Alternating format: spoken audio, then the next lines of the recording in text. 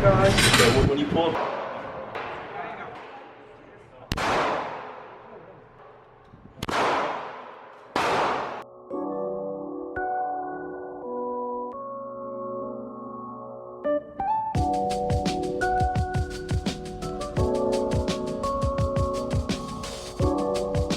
Hello folks, how's it going? Welcome to America, welcome to Orlando, Florida. Yeah, that's so cool to be saying that. It is really great to be here.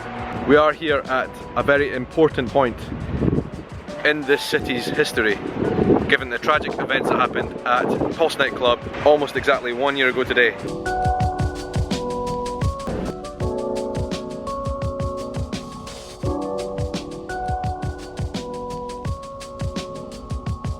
Right, we're in a place called Plant Town, which our guide was telling us is kind of an experience of rural America, which is something we've not really done on this tour yet. And apparently it's just very different from the Orlando type of places we've been so far. The first thing we've done, we pulled up. Notice that this is Grandma Johnson's car parking space, so we will not be parking there. And we've stopped at what has apparently the best barbecue joint in town, which is called Johnson's Barbecue, believe it or not. Looks good. I'm just going to do a shot out here so you can see the whole thing from the outside. We're good. Look at the size of those trucks.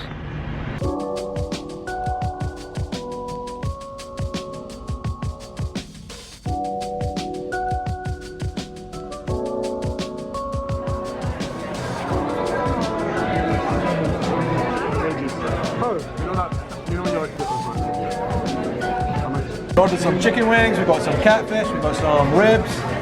Full American meat experience. Yeah. Cheers, cheers. Living the dream right now. This is house chicken wings with the sauce. Fried with love, chunks of chicken. John and I have got a quest to try all the buffalo wings in America. In our trip to America. All of the wings. Oh my god. You guys are missing out. You're looking good. I wanted to try all the different things, so I got ribs, catfish, and something else, I'm not sure, cornball. Hush puppy. Look at those ribs You though. need to understand people, the levels right there. We've got chicken, we've got Catfish. brisket, we've got... Yes. Oh my god. Look at these ribs. I tried that one. Do you want to taste the red one? What's in it? Do you want to try it? So we get the bread, right? Dip it in this cream stuff and then the cinnamon, and it's incredible. Look at that. 1, 2, combo. You naughty mink. Bye, cheers. Left to sir. Thank you.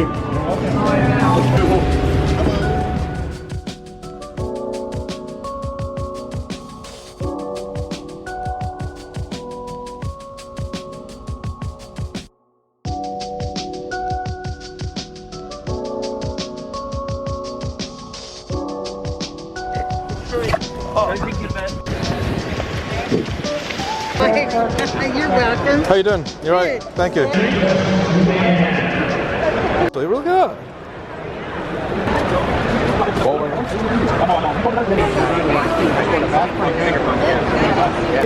can do competition with it. Yeah. It's just a tool. Yeah, exactly, yeah. I've never seen something like this in my life before. First time. Yeah.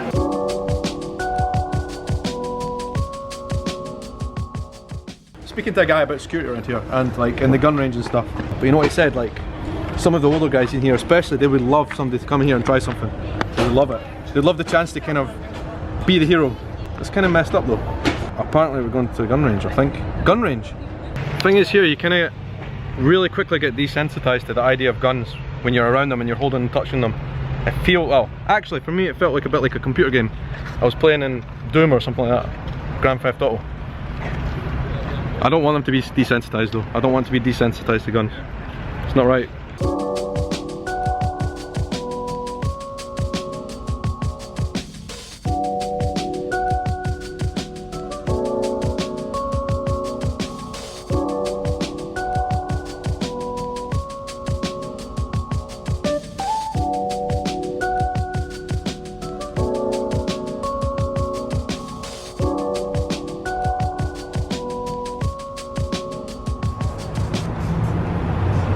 What's going on today? What's the protest? go. He must go. He must leave. So we're from the UK and we're here to see American values. American values, they Yeah. are deteriorated severely. We're here to protect them. Oh really? Yeah, it's terrible. We went to Europe and acted like a-holes. Only represents He's not Yeah. us. He is not us. We're fighting desperately for every constitutional misstep he makes. Okay. He will be gone. Yeah. All we need is our constitutional lawyers. He keeps making mistakes. I think 1,200 you buy a Smith & Wesson and you get the same. So after the gun show, we have decided to come down to a gun range to have a shot of actually firing a gun ourselves, which is something I'm a bit anxious about, to be honest. But you know what I mean? One time in your life you might get a shot of this. I'll probably not do it again. So You seem so keen. I'm not. Look at my hands. Jazza and I are going in. You guys want to keep using this target? Yeah, let's use This. Go ahead and load 2 rounds for me. Bloody hell.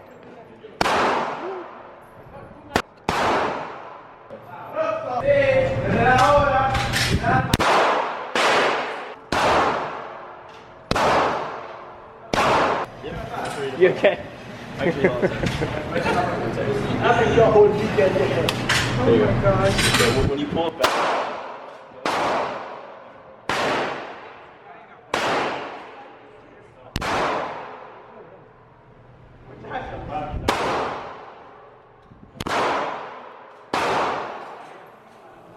Yeah, I've got my hand in it. But you guys know what you're doing?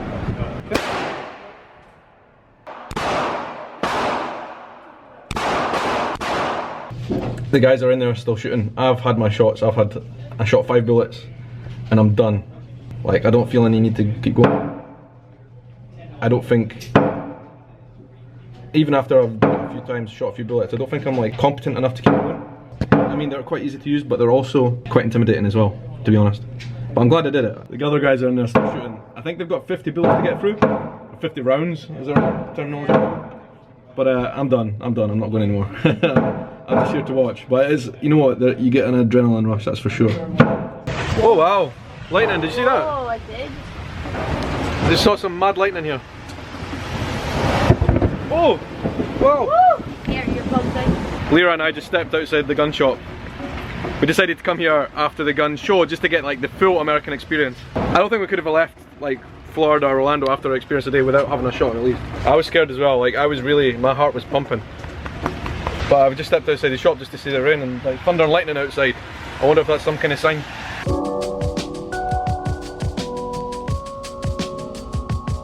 Since we are exploring American values, I feel like this is an American value, tradition / law that we should at least try once in our life at the gun range here in Florida. I'm not sure if you can pick that noise there that you're hearing in the background is gunfire coming from the gun range, obviously, in there. If we were anywhere else in the world right now, you would be freaking out and running for cover big time. Jason, he's an expert, he knows what he's doing. Look how good I am! Wow, that's a good one. Was that just you? Yeah. Very good. My shot, do you think, I don't know which ones I did, definitely not that one.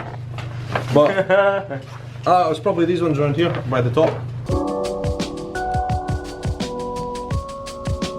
So I'm going to level you guys, right? I have been here in Florida for 2 or 3 days already, and I have filmed very little of that experience. The thing here in Orlando is we have been speaking to a lot of people who were affected in one way or another by the Orlando Pulse nightclub tragedy, which happened almost a year ago. And a lot of those conversations have been too heartbreaking and mostly off the record. So I have not been able to capture them on the vlog, but that is absolutely fine. It's been a chance for me to experience deep conversations with people. I was in Brazil at the time when Pulse happened, and I just remember watching from a distance, and like it was just so tragic and sad. So to actually be here on ground zero and speaking to people who were affected is shocking, you know. It was a really tragic event for all those who lost loved ones and family and friends, and also for the city of Orlando, which has struggled to come to terms with what happened. We met with a police officer who basically heads the LGBTQ outreach for the police department here in Orlando, and who was also on the scene on the night when that happened. Where were you when you heard about Pulse? Yeah. And what was your initial reaction? Sure, I talk about this frequently, so it's not an issue. I was the event commander at our Amway Arena that night earlier. I had gotten home around 1 in the morning. showered, changed, and had went to bed around 1:30 that morning. Because part of my other role here at the department is I'm also the deputy team commander for our negotiation team. So that's another role I have here. I literally had just fallen asleep and the phone rang. And it was one of my negotiators calling me saying, and it was at like literally 2:05, like right as it was unfolding, calling me, telling me what was going on. And, so I pop out of bed. I immediately start kind of giving them some, guidance on, hey, let's do this, get all this stuff, get it going. As I'm getting dressed, because I was very familiar with the club. I used to work off duty there all the time. I used to hang out there, and things like that. So I started trying to relay as much information as I could to the commanders that were already on scene. Where, there's places in that building that people weren't aware of. Like there's an upstairs office that you got to access through this ladder behind one of the bars, places like that. So I'm just trying to get as much information to the commanders that were initially there, as well as coordinating other response units along with the commanders on scene. So I got dressed. I always say that I don't know how I got there when I did, because it seemed like it took me forever, but then time for that day stands still for me. I just knew it became the longest day of my life. So I got there, I want to say probably by 2:45 when I arrived. At that point, still he's locked into a bathroom at this point. And a lot of people, talk about our police response and things like that. And it's pretty clear now. In fact, today was the release of additional body cam footage from inside the club. It's very clear that this went from one of those situations that he was actively shooting, but then he got pinned into that bathroom and he stopped shooting. And he did not shoot another round until he started shooting with SWAT 3 hours later. So at that point, when he wasn't shooting and he was in there with hostages, it became a hostage situation, not an active shooter situation. So I get there, officers are still rescuing some victims from inside the club. And before I left the house, my husband says to me, hey, just don't get too close. And I think he forgets what I have to do for a living, but he says, don't get too close. And so I was like, oh, don't worry, honey, I won't. And then I went to the club. Well, I think it was at some point that morning, and he told me the story later that his grandmother in Georgia had called him and said, hey, I just saw Jim on the news on CNN. And he's like, where? He goes, he's standing underneath that big sign with the P on it. And I was like, so he jokingly says, I thought you said you weren't going to get that close, but I was there by the building. And one of my kind of, different things went through my mind about that night because there was so much going on. I tried to stay focused on the job, the personal emotions were there because I had a personal connection with the community, and I knew people, a lot of people in that club. And when the performers, some of the people were rescued out of that back dressing room, one of the performers, she sees me and runs over to the end of the parking lot I was in and just literally grabs me and hugs me and says, oh, Jim, thank God it's you. I feel safe now. So I'm like, okay, it's nice, good to see you, but we got to move. And so, kind of as I'm hugging her as we're moving down the street, but that type of interaction. So I knew, a lot of people in that club. And so it was, whenever I'm working though, you have to focus on the job, and that's kind of what I was focused on. And a little other personal side, it was probably around 9 a.m. Now the incident had ended, as far as he had been killed at 5 a.m. But there were still victims and things, and there was still a lot to do. My sister calls my phone, and I look and I answer. Well, her son, my nephew, is also gay, and he's in his early 20s and lives here in Orlando. She goes, I haven't heard from Michael. Have you heard anything from him? At that point, I started to kind of get very emotional. I started thinking, oh my gosh, my nephew might even be in there.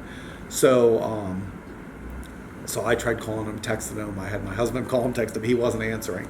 Fortunately, he was not in there. I sent my husband to his apartment, said, go to his apartment. He got to the door. His phone had basically, didn't charge it overnight.